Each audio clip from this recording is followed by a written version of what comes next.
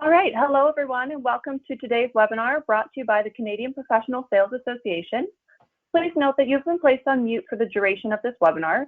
You may participate throughout the webinar and ask questions during the Q&A session at the end using the Ask Question function in your GoToWebinar dashboard. Hosting today's webinar is Shawna Quigley. Shawna is an executive and sales coach, experienced trainer, and high-performing sales leader. She has 25 years of sales management and strategic accounts experience in the consumer packaged goods industry. Shawna has led several high-performing teams, developed and implemented corporate sales operating processes, trained many sales professionals from entry level to vice president, and coached professionals to the next level promotions.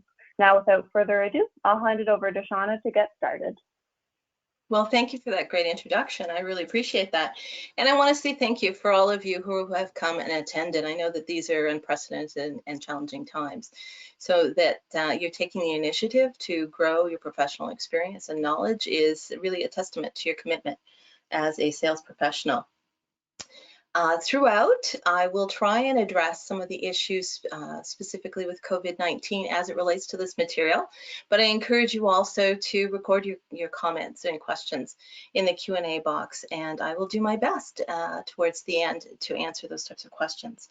So we're hoping for it to be very interactive. There will be some polls. I think there's two. Kate will launch them for me. We have approximately an hour together, of which 45 minutes to 50 minutes I'm targeting to end the presentation and open it up for questions. And again, I just really want to encourage your participation throughout that.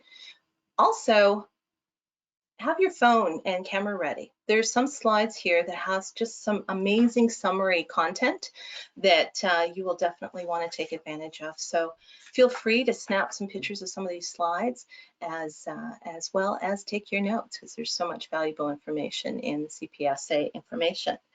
All right, and I just want to give a plug to the CPSA. I don't think that Kate mentioned it, but I am a certified sales leader. So we're going to talk towards the end of the presentation about the 3 different designations. But just to let you know that I do have one of the designations. All right. Okay, so what are we going to do today? Today's topic is really about the account management process.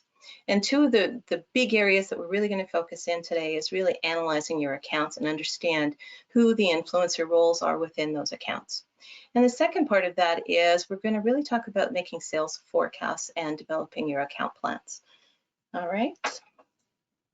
And lastly, I just want to mention, as I said, with the CPSA, these are PDU, or Professional Development Unit courses. So if you have a designation, you can apply that to your learning. And if you're looking to become designated, it is also applied learning for the professional sales and the associate. Okay, so account management process, that's why you're here. I just want to really contextualize this for you. So everyone has a territory. That's sort of your big picture. That's all of your goals. Everything that you need to achieve in the year comes under your territory plan. The account management process is actually a part of that territory plan. So the key strategic topics and activities that you're planning for in your territory, they need to cascade and flow down into your account management plan. So they need to be quite synergistic and complementary. So I just wanted to sort of set that at. If you're thinking of like Lego pieces, your whole territory plan is the entire picture or the entire building if it's a Lego building, and then your account management process is individual accounts making up a number of those different pieces to the whole picture. Okay? All right, so account management process. It is, as you can see here, it's a circular fashion. It's never ending. It's constantly evolving. It's constantly changing. And there is 4 steps to that process. Right now, with COVID-19, we're certainly seeing some dramatic changes in our customers' business, in the customers themselves. Some of them are open, some of them are expanding, some of them are pivoting to new types of businesses. So this is definitely a time to really sit back, monitor what's going on, and do step number 1, which is take that account snapshot. I'm going to go into each of these individually in more detail, But just as a quick summary, an account snapshot is gathering every piece of available information, both external types of resources, but also internal. All right, and so it's a data gathering to make sure that you really fully understand that account. Then you move into the account analysis. So now you have this information. Now you're going to sit down and you're going to go through it. You're going to think about it. What implications does this have to your territory plan? What may be potentially some opportunities? Who do I need to get to know in the account that I don't know? All right, as I said, we'll go into more detail. The third one is devising a strategic account. So we have the information, we've analyzed it. Now we're going to really go, okay, these are my opportunities. This is what I'm going to do. And that's your account plan that we typically do that for a 1-year period, but we need to stay flexible. We need to review it and make updates as necessary. And then 4, now we're going to take action. We're going to implement. All right. I hope that my describing that sets the stage for why this is really an important activity. Just in your chat box, perhaps you could give me some ideas as to why you think it's important or what experiencing you're having in your business. And Kate, if you could monitor that for me and just jump in. For sure. I'll give a minute. I have some thoughts, not surprising for those of you who know me. So Ian has said a more focused approach. Absolutely, absolutely. As I mentioned, you have a territory plan. You know, it tells you what you need to do, and your account process is important within that. And it really dictates everything that you're going to do. Anybody else? And we have wasted time. Sorry, I only heard time. Oh, sorry, less wasted time. Yes, absolutely. You have a finite amount of time in a year. We want to make sure, and we're going to talk about that later, we want to make sure that we're getting the best return on our time invested. And, we're not going, okay, it's December 30th and I have 4 months worth of volume that I need to deliver today. We want to be proactively planning that and executing as we go along. Was there any other comments? Agreed expectations? Yes, for sure. Lots of times you'll have an account relationship that potentially you have that, internal resources with your supervisor. This is the expectations of what we're going to do. You might have to involve other people within the organization, marketing, etc., customer service, these types of people. But you also may be presenting your account management strategic plan to your customers, talking them through it, letting them know what's going to happen, and setting, really garnishing their commitment as well. Certainly in the consumer packaged goods, this was something we did every single year in very detailed plan, and we would review it with them often on a monthly basis. All right, so a couple other thoughts I had, unless, Kate, did you have anything else there you wanted to add? We have a couple more comments I thought I'd read out here. Perfect. We have changes in the customer's business, how to help them move forward and grow, helps us monitor growth and set goals. Scott said, ensure you understand the account's needs, and always to look for opening solutions to ever-changing issues. And it helps with capacity planning when all account summary is put together. Wow, that's a brilliant group that I have out there. Absolutely, it's every one of those types of things. Very insightful answers, absolutely. Some other thoughts I had is, it helps to really maximize your profitability. How are you going to go to work on that customer? How can you make sure that the time you're spending, how can you build on opportunities? And it's going to talk about opportunities. It's going to help to manage a potential account risk, by having that foresight and planning it, making sure your strategies are aligned. Another thing, and you guys sort of alluded to that, is it also helps you to really increase customer partnership and elevate it. The more that you understand their business, the more that you're really seeking to address their needs, continues to grow your partnership within that customer, not just from a loyalty perspective, but you have greater influence with them. So that's great. So clearly we think it's important. Some people tell me it's difficult. Why do you think that it might be difficult sometimes? Again, if you can just populate some comments in there.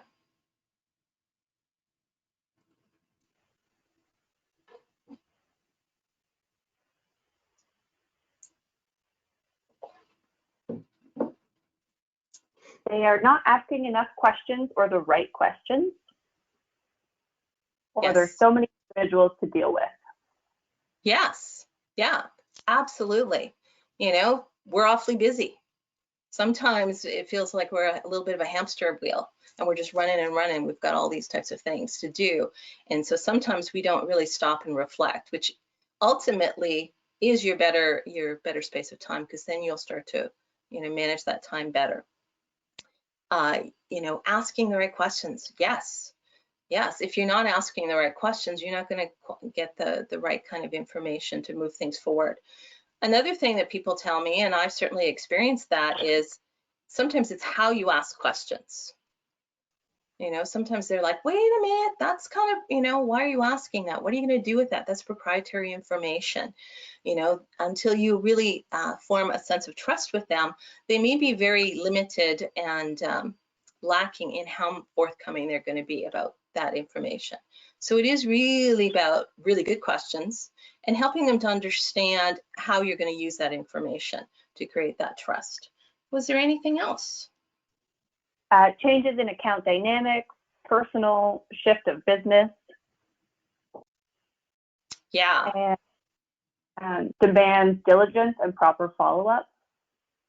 Absolutely, all of those things. You know, what a lot of that's talking about is habit, right? Are we making a conscious habit to stay on top of this? And you know, making sure that we're following through and thinking about these types of things. Absolutely. Was there anything else? Just one final comment was hard to determine which accounts to focus on. If we have a larger territory, how to select the best accounts. Brilliant. Well, you're going to be happy to know that we're going to have a conversation about that a little later in the presentation. Awesome. So yes, what I will just preempt that, you know, again, going back to what I said on the previous slide, you know, you have a territory plan and you need to understand what is it that I need to achieve. And then through analysis, you're going to really identify what the needs and strategies are going to be, which will also be, perhaps you have customers by classification or by industry or trade, however you do it, that you'll set out key strategies on that and how you'll manage that. So, all right. So let's dive a little bit deeper into it. And this is another one that I would suggest perhaps you might want to take a picture of. So again, step one, it's taking an account snapshot. You're gathering all available pieces of data, internal to your organization, external to your organization. What's really cool is we also have social media, we have LinkedIn, we have global news reports. There's a wealth of opportunities to gather that types of information. All right. So the first one is global analysis and support documentation. Again, coming out of your territory analysis, you really, and territory planning, you want to make sure that you're doing a SWOT. For those of you who aren't familiar with it, there's some great templates, again, in the Learning Hub at the CPSA. But what it stands for is, it's an acronym. It's strengths, weaknesses, opportunities, and threats. And we need to look at that from three vantage points, really. So the first one is our company, you know, and our territories. Secondly, who's our major competitor and what's our marketplace? All right. Also within that, we want to do a competitive analysis, looking at our top 2 or 3 most important customer or competitors in the marketplace, and start to have an understanding of that. And that will help you to inform a lot of your strategies. Previous goals for each of these customers. Have you been achieving them? If you've been achieving them, maybe you've been overachieving them. What has been contributing to that? What activities? Because those are very insightful to help you understand how to move the business forward. Likewise, have you not been achieving them?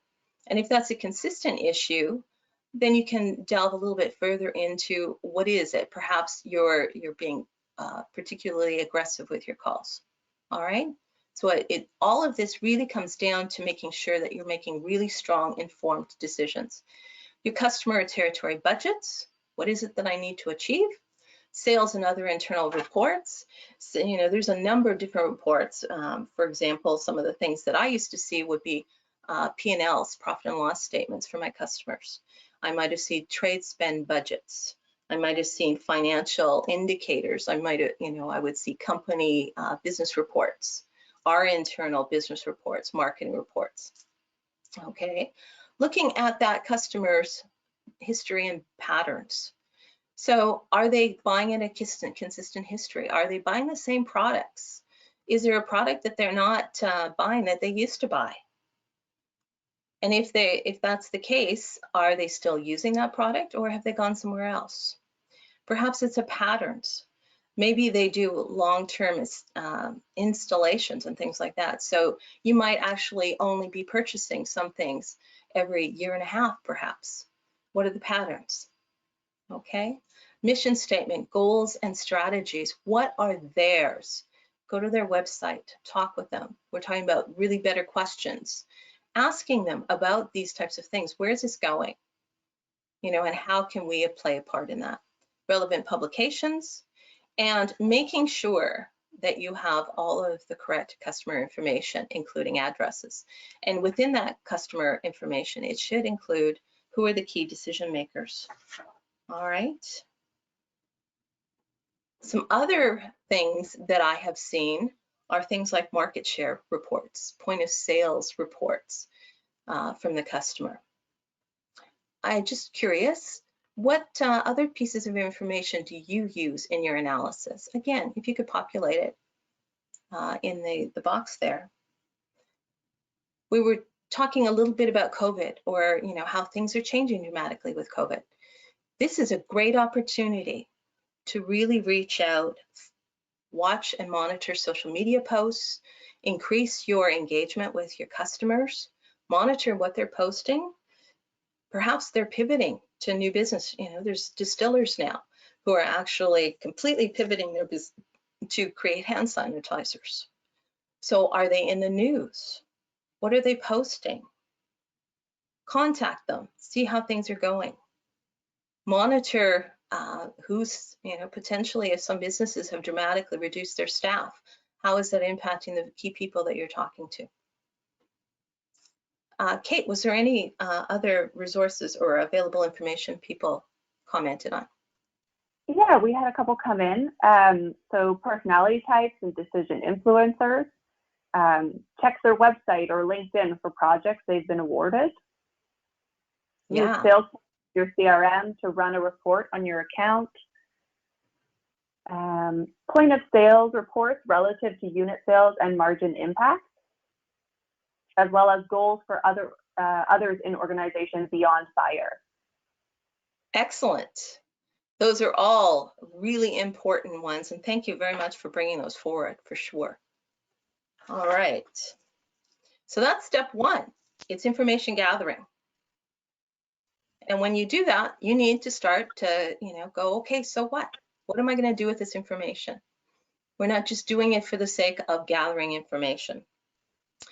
And in step two, it's that local analysis, or it's I'm going to analyze this information that I've just seen.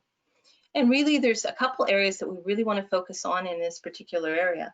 And that is taking that information so we can develop a strategy. How are we, we have goals, how are we going to achieve them? What information do we need to know? And another key part of that is making sure that we know who the decision influencers are. The larger the sales, or the larger and more complex the organization, the more people are going to be involved in the decision making. And sometimes it can be really difficult to figure out who that is. Lots of times, your key person that you're dealing with will say, I'm the person who has the final authority. And that may or may not be the case. So someone mentioned earlier about making sure that you're asking really good questions. So this is an area that you can really amp the questions up. So let's go through this chart. So one of the things that I want to say is each of these people have some sort of input into the purchase. Each of these people can have a vote to say yes. Only one person has veto power or the ability to say no. Or they can make recommendations, but they're the only person who can say yes to the actual purchase. And that's your final authority. So the final authority, this is the person, usually a more senior person in the organization. If it's a large installation or whatever, it could be, the person who's running that. But they are the people who have the access to the money. As it says there, they have veto power. So no matter what everybody else says that this is the way we want to go, they can turn around and say, no, we're not going to invest the money that way. They're largely driven by making sure that, it's a bottom line. How is this going to affect my business? It's largely usually financial indicators, as you can see there. They're really looking for what kind of return on investment will I get on that? You can really summarize it into 3 key areas. How is this going to increase my sales? How is it going to decrease my costs? How am I going to mitigate my risk? So it's really important to think about that and make sure that we're analyzing those people. All right. The users. These are the people who are actually either going to use the product, or it might be a manager who's supervising the people who are using the product. And it's really focused around, how is this going to get my job done? How will it work for me? So if we used an illustration here, let's say you're selling smartphone technology with a customized app for a particular industry. And maybe this is for an industry that does home services of something. So, technicians are going out, preparing and doing a job on site. So maybe this is an app that goes on this particular smartphone that really facilitates that, makes it easier communication-wise, costing, downloads money directly, the payments directly into the systems. So the user in this situation would be those technicians and the supervisors of those technicians to make sure that it's working really efficiently for them, that maybe it's saving them time, it's increasing efficiency, that they're out and about and there's the appropriate bandwidth. They're not going out and having the system go down, so now they have to resort to other things. It's making it simpler for them. All right, so that's an example of a user. So how will it work for them? The advisor is the person who's really focusing on the product and does it meet specifications. So in the illustration that I just mentioned, perhaps those are the people, the IT people within the organization.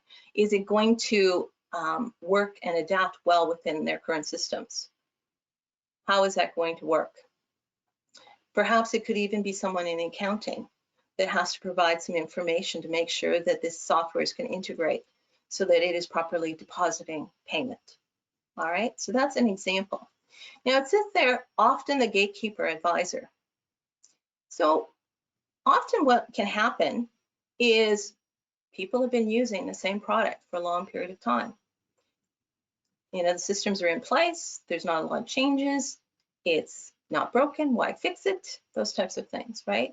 So they can often be sort of that gatekeeper to you actually taking a presentation right out to the final authority to move this through.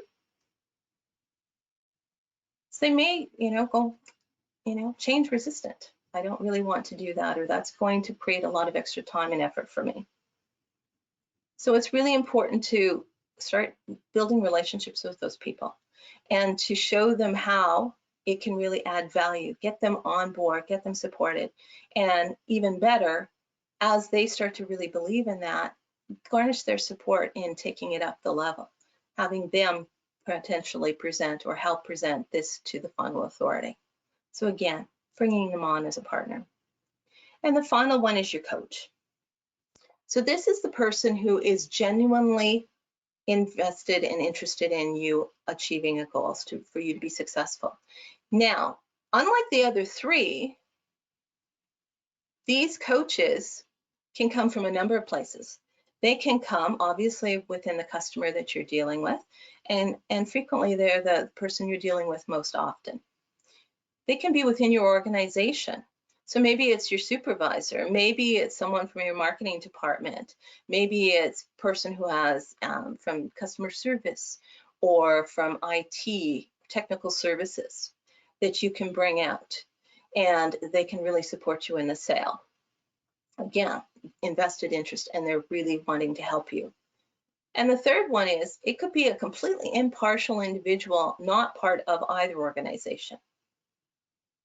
Perhaps it's a previously satisfied customer. So if it's the smartphone application, maybe they can have someone who has already used that technology have a conversation with these people, particularly if they already have a connection and trusted relationship. In consumer packaged goods, and certainly really large organizations where you have multiple different positions, quite often we will match by positioning. So our VPs will talk to their VPs, and they're ultimately a coach for us to be successful. Directors will talk to directors. Marketing people will talk with marketing. Okay, so these are all coaches within that. And again, I really want to remind you that as we're thinking about these people, we want to make sure that we're keeping in mind our territory plans and what's important at each of these accounts.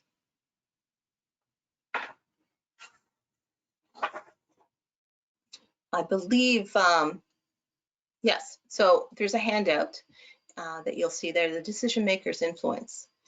This is a phenomenal tool that I would highly recommend that you download and do for each of your accounts.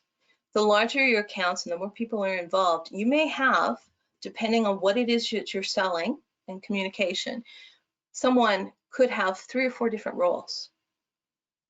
Sometimes they have your direct contact has the ability to purchase to a certain amount. Sometimes beyond that, they have to go. Sometimes they might have to defer to someone with technical expertise. So think through in each of your individual accounts who those decision makers are. And often what I find when I'm teaching this is people will, there's a big aha here. It's like, whoa, I did not realize that I had a gap in my knowledge, that I didn't have relationships with all the people that I needed to have. So this is a great time as you're sitting down, you're doing a strategic plan, really getting clear. Who do I know? Who do I need to know? Especially in this world when people are changing positions. If you really only know one person and that person leaves the organization, you're at risk. You're starting from ground zero. So you really want to strive to be as broad in the company, go high and wide within the company, know as many people as you can. You never know when someone is going to be in a particular position and they will advance to a higher level of authority, or they move to another company, potentially a company that you've really set as a goal that you'd like to start doing business with, but you haven't had an in. So make sure that you're monitoring that. When you're talking to and creating this, make sure that you're understanding what their decision criteria and motives are. They will be different. I gave you a summary of typically what people are asking. Now you need to go in and think about it from your customer and be really specific. Someone said earlier about really knowing your customer, adding value. This is one of the key ways. You're talking to them. Someone else mentioned about social styles, understanding what's meaningful to them and presenting in a style that's important to them. Again, who are they? What motivates them? What are the decision-making criteria? And when you're meeting with them, what are you going to talk to them about? Make sure that you're really talking their language and that it's really meaningful time for them.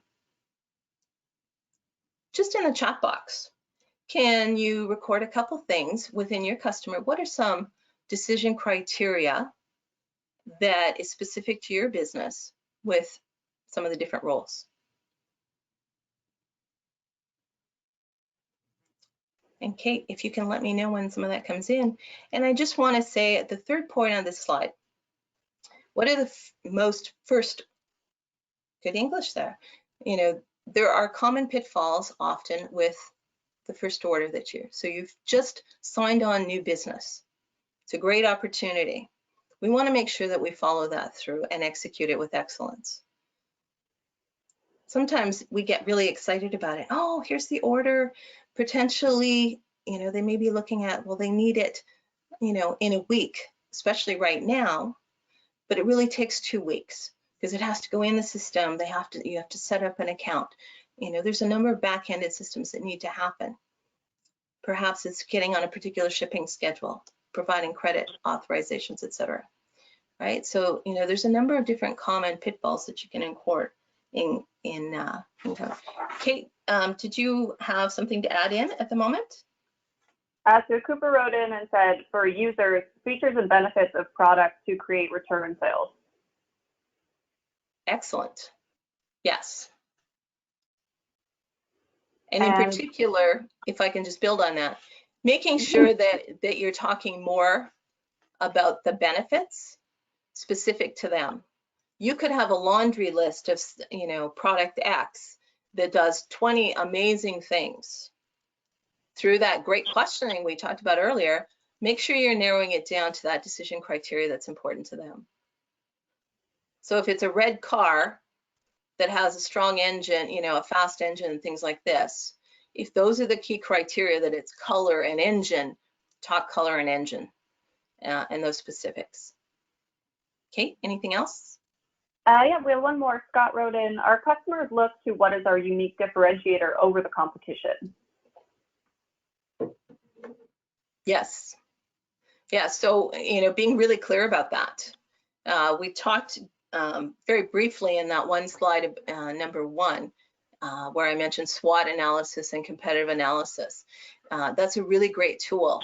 Get clear about what real value and how you differentiate, and really amp that up in those conversations and show them how you can provide real unique value to them. Excellent. Anything else? Cooper added that for advisors, the part number and price implementations into customer systems for easier first order. Yes.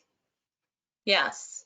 The more that we can really proactively understand what their needs are going to be, the easier it's going to be. And I'll just jump ahead for a second. That's also going to increase your ability to service them and decrease the amount of time. So over time, you really get to know what are some of the key things that each of those people need, and you're anticipating it. So you go and make a presentation, in this example, that they're going to be moving to this particular part, that you, in that, provide all of that documentation. You fill out the appropriate paperwork. In your initial stages when you're meeting with the customers, you're having to ask those questions. What is it that you need? Do you have those forms? Yes, I will get back to you. I'll provide it.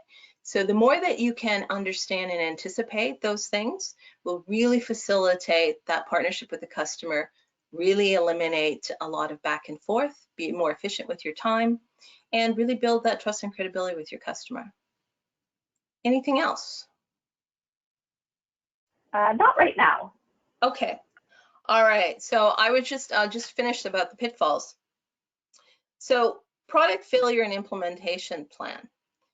Again, that's that example of perhaps we took the order, we were excited, we've reduced the, what would typically be our call to action and time to delivery. Maybe we have not communicated all the information. So that's an example of an area that, more that we can be really solid and make sure we're communicating appropriately and allow the right amount of time, the less we're going to have issues. Sometimes you've just picked up a new customer and they've been very loyal to a competitor of yours for a long period of time. They can have some remorse about moving over. Maybe that person they play hockey with, that they're what they consider a personal friend. So understand that that's a real possibility, and don't just shuffle it under the carpet. Ask them. I understand it can be a bit of a challenge. Is there anything that I can do to help? And the last one is really about selective perception. So in my illustration earlier, the users, well, I'm pretty happy with what I'm using right now. I don't really need you to add more things to my list. I'm already really busy. So they have selective perception. They have a reluctance about wanting to learn about it. So again, the more that you can help them to understand and walk it through, such as having all of the specifications and any sort of support documentation around that can really facilitate that. All right. One last thing I just want to bring up as it relates to COVID. So right now, many of your customers are going through dramatic change. Now is a really good time to really closely monitor all of their social media posts, etc. It's an opportunity to build relationships with potentially people you have never been able to succeed with. Contact them, pick up the phone, like, share, comment on their different posts. Start to really use this as an opportunity to cultivate a relationship. Now, putting on my sales coach hat, do this from an authentic place, an actual concern for them, rather than, I'm going to manipulate them into buying my different products, right? If you're calling to demonstrate a real care and interest in how they're doing, make sure that that's how it's coming across, okay? But right now, you have such an opportunity to really expand your contacts and elevate yourself. Once this all changes, you can really end up in a position of being their preferred supplier or preferred person to deal with. So keep in mind that opportunity. All right, we have our first poll question. Kate, can you launch this for me? And so the question is, which of the following aligns to the decision influencer role users? Which of the following aligns to the decision influencer role users?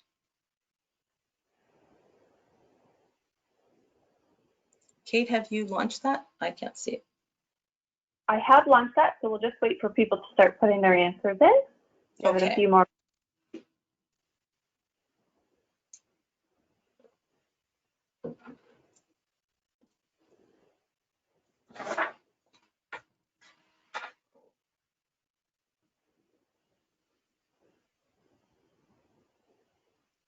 Give it a couple more seconds here.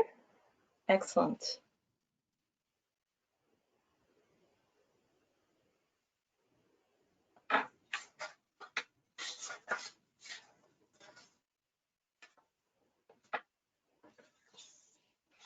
Okay, so we had 20% say focuses on the bottom line, 21% say has a genuine interest, 34% say it's often the gatekeeper, and 25% said can say no. Okay. So the correct answer is actually can say no. So the users can provide information. They can say, yes, it fits my specification. And they can say, no, I don't think this is the right, the right decision for us. The other ones focusing on bottom line, they're the final authority. They're the ones with the money. The genuine interest, the second one is about a coach, internal to their organization, perhaps your direct person that you deal with, internal to your organization. And a gatekeeper is often the advisor that says, in the example of the smartphone technology, does it align and connect with our systems? Does it do what it needs to do? So thank you for that. Excellent. All right, step 3, strategic account plan development. Woohoo! So we've got this information. Now we're putting it all into action. And some of the key things that we're going to do in strategic account plan is we're going to do forecasting. So we're setting a goal as to what we're going to achieve over the course of the next year. And this will really become and inform, these are the things that I need to do in order to do that. In consumer packaged goods, that would often entail what products are we going to advertise, when are we going to advertise them, if there's a special pack, when is that going to go, and seasonality. All right. So in the chat box, I would love for you guys to just comment on how you currently forecast your business, and I'll bring it up. And while that's happening, I'll just talk about this chart. So this is, in my experience, this is a pretty typical way people forecast. You'll see at the far left, it says product group. So if you have like a Campbell's soup, you have a whole bunch of soups, probably 250, I don't even remember now, different SKUs. Well, you can't forecast by SKU. So you forecast it by a product group. So maybe it's chunky soup, of which there's 22 different chunky soups within that but you group it together. And then so on and so forth. So it's by product group. You're looking at last year's sales revenue, and in this case, it was $400,000. Then you're moving on and you're going, okay, based on this information I've acquired, I've looked at my opportunities, I know where the company is going and how, the things that I need to execute in order to deliver on those. My likely change is I'm going to have $100,000 more revenue this year. Okay, all right. You'll see there's probability. So forecasting is an art and a science. And the more that you do it and the more that you really use the information and get comfortable with it, the more accurate it becomes. But there are things that can, timing can change. Maybe a launch of a product gets delayed a couple months. So we do it on a basis of probability, because once you take all of these, remember I said these are all pieces. Once you take all these pieces and add them up together, you're going to end up with a total number. All right. So in this case, I've decided it's chunky soup and I've got 75% probability. So that equals a sales volume of $75 more, 75,000 more, for a total estimated change of 475,000. So it's, it builds upon each other. It's a very logical, very easy way to think about those types of things. I would encourage you in your account file, make sure you're keeping the details of how you're coming up with those numbers. Because potentially your supervisor is going to come along and go, okay, $100,000. Tell me how you got that. So, don't just go like happened to me when I first did my first strategic account plan. I was given a binder, I was given a plan, and I read through the binder and it said, gee, product group is supposed to have a 5% increase. Marketing has predicted that for the next year. So I took my forecasted volume and I multiplied it by 5%. Went back to my boss and they said, how did you get that? I said, well, I took 5% of where, and they went, oh, no, you have to work it out on two things: by product, by case, and what your opportunities are. Maybe the account is really overdeveloped. So that might, maybe more of your growth is going to come from somewhere else. So again, make sure it's an informed, intelligent response and keep a record of what it is, because you're going to want to go back and have a good, clear understanding of where you came up with those numbers, because that's going to inform the different types of milestones and activities that you're going to do.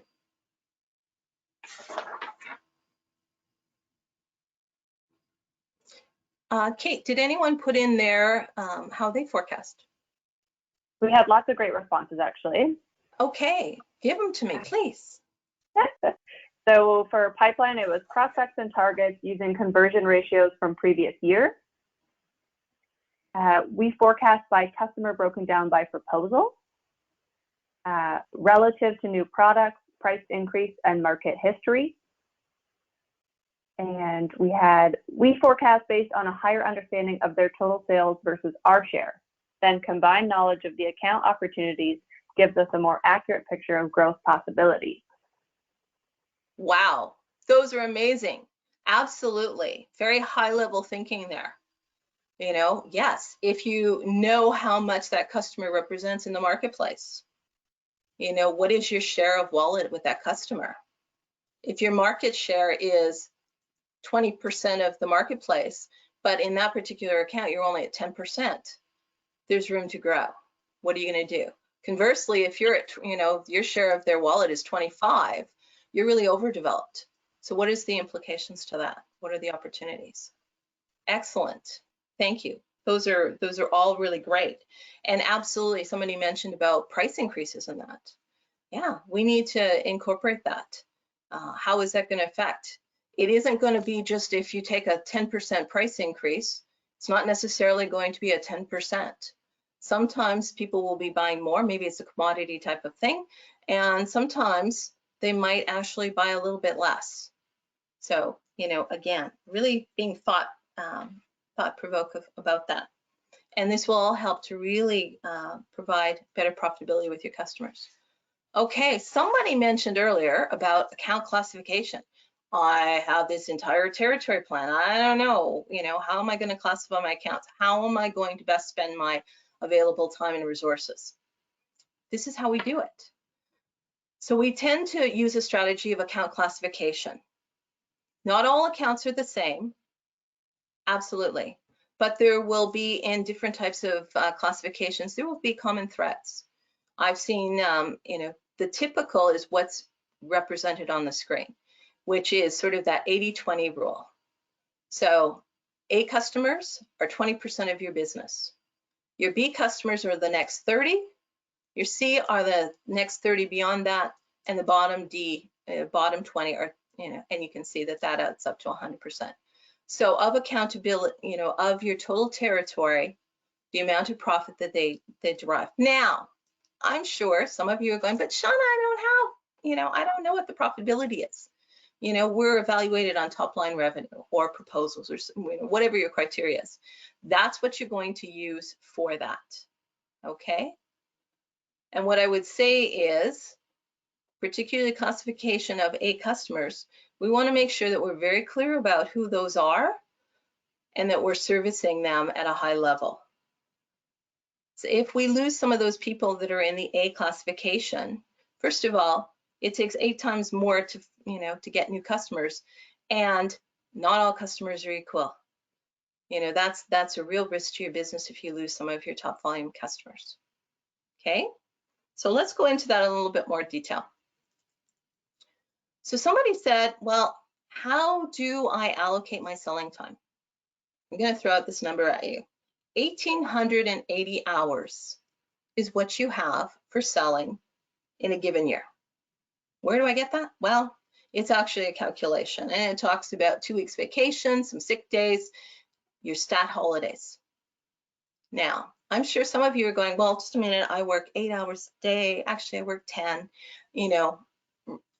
Use this as a calculation so that we can really make sure that we're allocating our time. So 1,880 hours. And we're going to come down to that. So we have our classification. Let's say we have 100 customers and we had 20% of the people are in the A classification. So in this calculation, on the upper right part, expected classification profitability, I'm adding account 1, account 2, account 3, up to account 20 that are in my classification A. And then I'm going to follow through on that with my classification B, C, and D. Then I'm going to divide it by the total territory profit. Again, if you don't have profit numbers, if it's top line revenue you're evaluated on, use those numbers. And then you multiply it by 100. And what that does is it gives you a percentage. Okay, now what? So we're continuing to take this information. You can see how everything is building. All these little pieces are building together to create a result. So in this situation, this is an example of a customer who has a significant amount of time allocated to business development. Okay, how do I know that? Well, we've allocated to existing customers, so our current customer account base, 1,200 hours. Remember I said 1,800 hours are what's available? So what that tells me is this person is going to be spending 680 hours a year prospecting or business development. Okay, so almost a third. All right. So the numbers will be relevant to however your business is done. I just wanted to contextualize this chart for you. All right, so classification A, B, C, and D. From the previous chart, we talked about what that forecasted profit, adding up all the classification volume and dividing it by territory. So we saw that classification, it worked out that 45% of my profit is coming from classification A, 25, 20, 10 for my total of 100%. Now I'm taking the available hours, which is 1,200, and I'm multiplying it by the percentage of 45 to give me that 540. All right, so it's pretty simple when you actually look at it this way. Then the next column is how many customers. So I have a total of 100 customers. 20 of those fall into classification A. So I'm going to divide 20 into the 540. And that's going to give me an annual number of hours of 27 per customer per year. Okay. Now, what's included in those hours? Everything that you do to support that customer. It's not just about, when you're going to see them in person. If they're a remote location, you need to include the amount of hours driving. Are you, every email that you send, every text, all of those types of things. So, you need to start being aware of how much time each of those customers are taking up. And you'll find there's going to be some customers that they're just really efficient. They don't like a lot of contact. You can maybe do, 20 hours might be what they need. But hey, maybe that's an opportunity to spend more time, really analyzing their data and looking for new opportunities. The odd situation, you can actually perhaps allocate that 1 or 2 of those hours to some other opportunities. But ultimately, it's helping you to understand what time frame you should be spending. So I'm sure some of you are going, but Shawna, some of my 8 customers take me 50 hours if I look at all of that. Yeah, there are going to be customers who are very needy, who are going to constantly be looking for information. They might call you and it's a 5-minute conversation, but now they break out into an hour conversation about their sports team. I'm not saying for a moment those aren't important conversations, but you need to figure out ways, once you identify this, how can I manage my time better with those customers? If they're a remote customer and it's 5 hours to drive out and 5 hours to come back, is it possible to do some video conferencing? All right.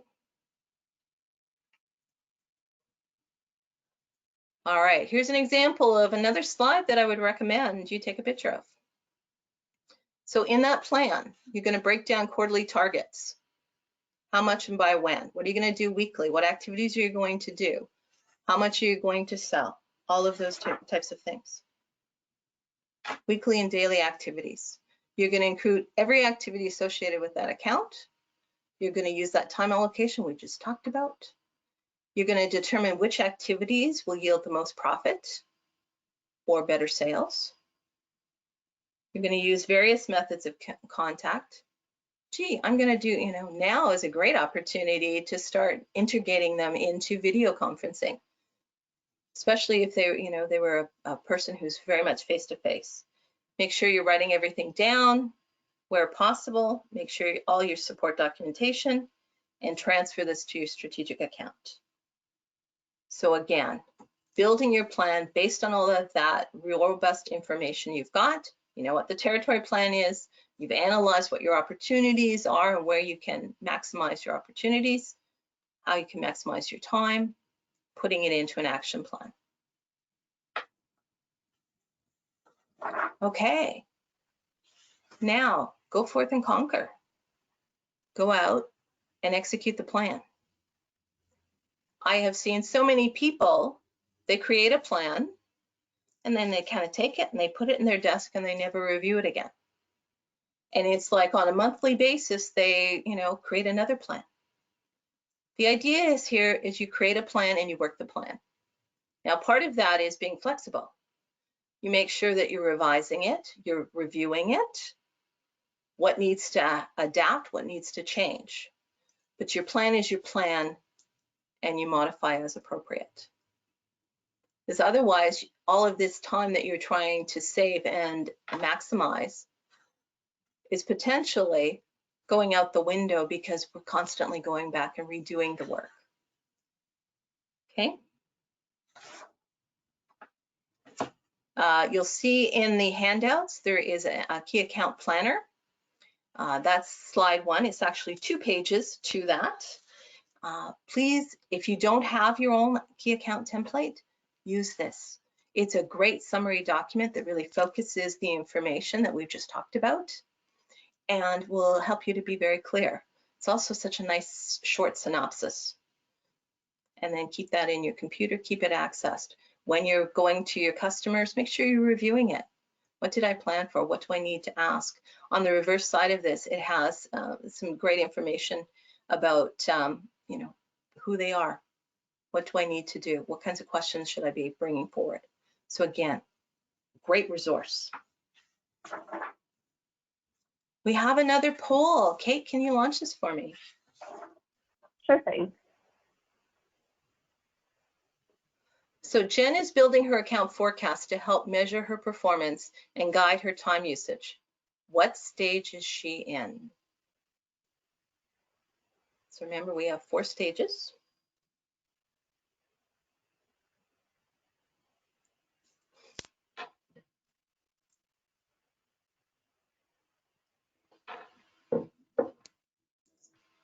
Give it a few more moments here. Okay.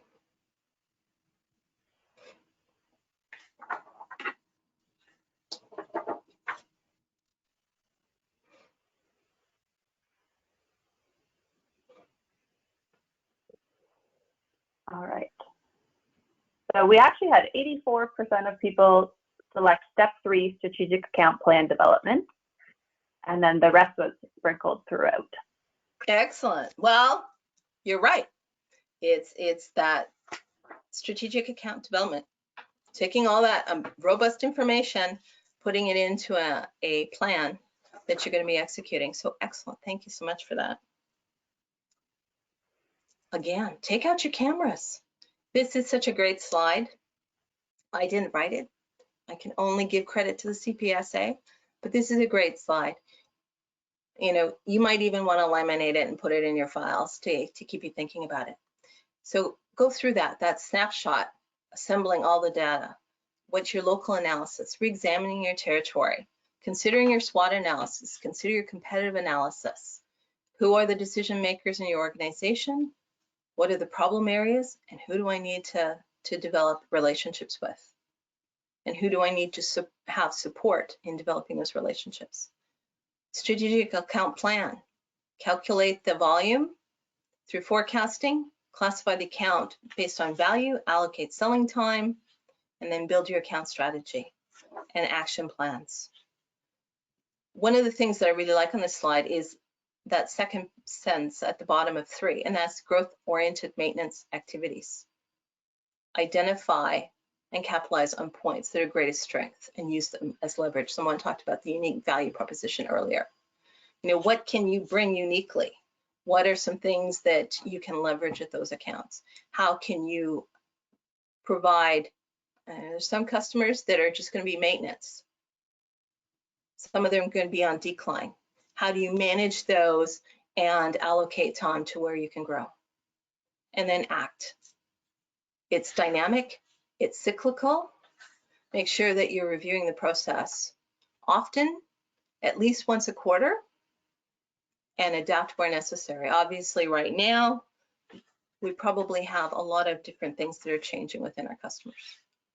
All right, as is usual, I'm a little long-winded, so I'm sorry about that. What questions are there that everybody would like me to answer? Is there anything in there, Kate? We did have Jason write in a comment, actually. He said, we strive to avoid C and D accounts completely. By doing that, we can spend more time with the A's and B's. And they also said, if the plan isn't working, change the plan, never the goal. Yes, thank you. Excellent. Yes, sometimes, you know, a lot of sales managers will, if appropriate, especially if you have really large territories and a large number of, you know, geographically or a number of quantity, they may assign C and D customers to maybe inside sales, right? Have somebody else manage them. They still are important customers, but again, it comes back down to a strategy, and sometimes that goes right up to the sales managers to develop a strategy to allow it. But yes, it's not likely that a D customer, that if you spend a lot of time with them, that you'll ever get them to an A. So be realistic in terms of what that opportunity is. Any other questions? It looks like people are looking for a quick review. We had a couple questions come in saying if they could get a copy of the presentation. And I will say that this webinar was recorded and it will be posted in CPSA's Learning Hub on the website, so you can all review it there, and you'll all be sent a link to the recording as well. And Albert wrote in and said, do you have any specific advice on sales plans for sales agencies? Each of our principals has their own systems. How do we fit our plan with all of theirs, and how much of the info do we share? Okay, if I'm understanding this, and let me contextualize it a little bit. So I used to work with some brokers, and so we would represent, we were an independent company, we were hired to sell their brands to various customers. Obviously, these brands or these companies, for example, Kimberly-Clark, had their own plans and strategies that they would drop down to us and ask us to execute. So we would have to do a business plan, much like we are doing here, related specifically to those accounts. Now, we would compile the information and things that are non-proprietary information we would share. And again, something to be considerate of is you're working in partnership with them. They're almost, you have basically two partners in that situation. You have the customer, and you also have these agencies. So again, be very mindful of how you can build that collaborative relationship. And if there's something that's of a competitive nature or proprietary nature, make sure that you ask the customer if it's something that you can share, or you would provide information in a non-customer specific way. In consumer packaged goods, we would often have market share. These are how things are doing. Customer A is doing this, customer B is, or those types of things. So you're not naming or providing proprietary information. I hope that kind of answered that. And in some cases, we've had to sign non-NDA agreements with people about information. Anything else?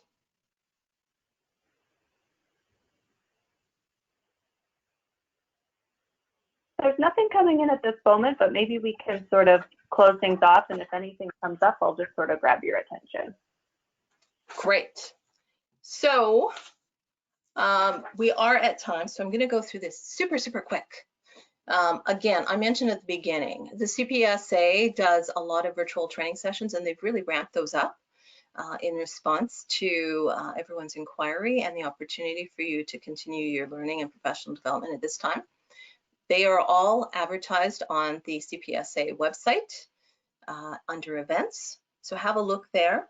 I would also strongly encourage you at this point in time, in their Learning Hub, they have podcasts, they have templates, they have videos, they have blog posts. There's a wealth of information, and I can tell you from a personal perspective, I habitually will go in and create stuff of my own, and then I'll go on there and go, gosh, I wish I had taken that step first, because they had a much better format than I perhaps had done. So, take my experience, go there first. You may save yourself a ton of time. And lastly, as you probably are aware, there are 3 different certifications within the CPSA. Certified Sales Associate, which is the new people within the sales careers, 6 months and over. You have a certified professional sales, and that is 4 years and above. And then you have a certified sales leader. So those are people who've managed people and teams for 6 years or greater. It's very important, if you can go for a designation, it really clearly demonstrates to your customers and to potential companies you work with your commitment to being the best, your commitment to sales as a career. And it also is really an indicator to many of the top employers and industries that you have a pulse on sales. And with that, I say thank you. And again, I acknowledge how you're taking your professional development, particularly in these challenging times. So congratulations, thank you, be safe, be well. On behalf of the CPSA, I'd like to thank Shawna so much for our learning this afternoon, and of course our audience for attending. As I mentioned, there will be a recording available, and it will be emailed out to you. Thank you all. Bye, thank you.